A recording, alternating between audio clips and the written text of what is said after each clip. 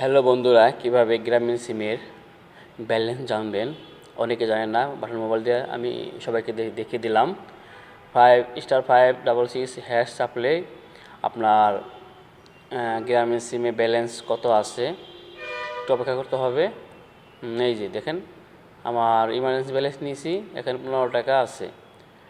তাছাড়া আপনার যদি গ্রামীণ সিমের মিনিট অফার, আপনি মিনিট কিনলেন সেটা জানার জন্য আপনি প্রথমে *1*1*1*2# চাপলে আপনার জানতে পারবেন এবং একটু অপেক্ষা করতে হবে। একটা SMS আসবে।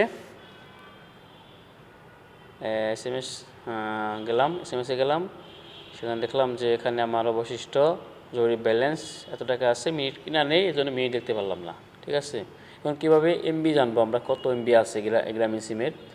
ওই একইভাবে *121*1*4# চাপলেই জানতে পারবো। একটা SMS আসবে, রিকোয়েস্টিং হচ্ছে। এই যে SMS আসলো, দেখলাম যে আমার এখানে এমবি কিনা নাই, এখানে আপনার এমবি আসবে না। আমার এখানে লেখা আসবে আপনি ইন্টারনেট উপভোগ করছেন।